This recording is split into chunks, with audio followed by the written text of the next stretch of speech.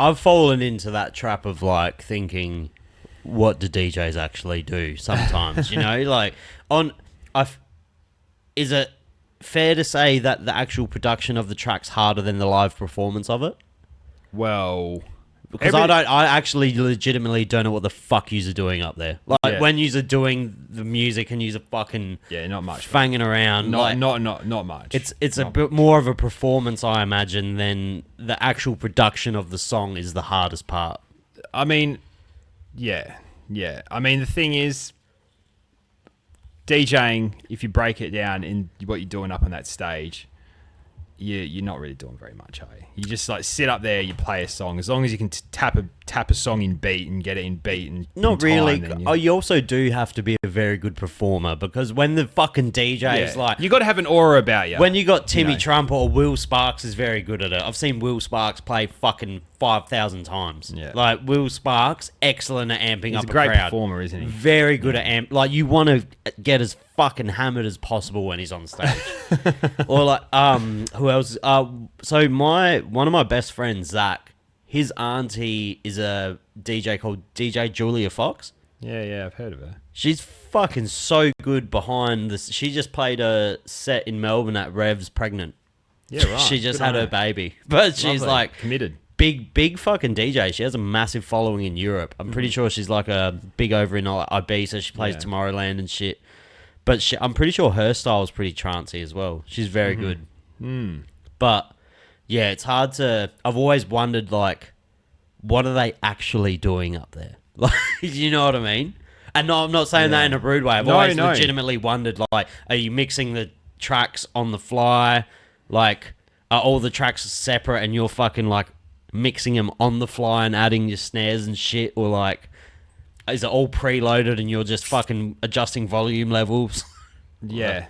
To be honest, I mean, some people Everyone's different, probably. Everyone does different, but the thing is, it's not about getting. The hard thing about DJing is not the DJing. It's convincing someone to pay you a lot of money to go up there and do fuck all. Interesting. That's a very interesting way to put it. That's the thing that you have to figure out as if you want to be a successful DJ, and that's what most people don't get. They think it's like, oh yeah, but I can do that. It's like, yeah, fucking no shit. Everyone can play a timing beat, but are you smart enough to be able to get up there? And like, there's, obviously you got to have good tracks. If people are going to come and fucking pay a ticket price to go and see you, they want your USB needs to have some fucking good songs on there. You can't just get up there and just pay the generic shit that everyone can download off of fucking Beatport. So it's almost like all the hard work's in the studio and then the performance is your victory lap. Like you get to just see the reward from it. Yeah, that's a good way of looking at it. That's pretty much like you've worked all this hard, and when you're on main stage at HQ, that's when you get to enjoy your work because you're just cruising, everyone's fucking loving it. You can have a drink. Yeah. You know what I mean? Yeah, it's a good way of saying it. That's probably the only job in the world where you get such, like, that's a very weird, now that you've put it like that, it's a very unique job, because there's not many jobs like that where all the hard work is behind the scenes, and then when you're on stage, you're just absorbing all of this dopamine, and like, you're just seeing everyone fuck with your shit. Yeah. It's not like a metal band where you're just rehearsing and then you got the anxiety of, oh my God, I might fuck up this chord live. Yeah, that's the thing. This is like, I mean, yeah, there is very talented, like it is a talent.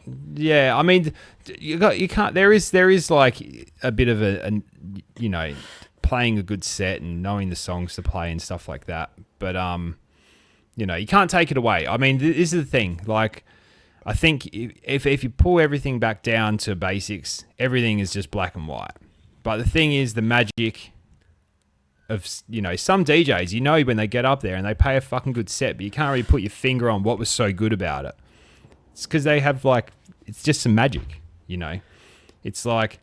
Laidback Luke actually fucking... Laidback Luke. He describes it like this. That's a name I've not heard that in a long time. I'm not gonna take credit for this because he's the one who said it, but he puts it to this as this is how to think of like DJing. If you compare it to sex, at the end of the day, it's just going in and out. but it's more than that, isn't it? Yeah. It's a bit the same as DJing. Do you know what I mean? And he describes like that, and it was like, yeah, that makes sense. A great way to put it. So Layback Luke, yeah, shout out to him. Actually, he was one of the guys. Layback Luke's an OG. Early days that gave me a go. You know, I think it's a lot. All artists will always remember those artists that I guess you would say like took them under their wing a little. You know, to give them their leg up at the start, because you need it when you're an artist and you're starting out. It's always you always have to be like someone needs to see something in you and give you a go.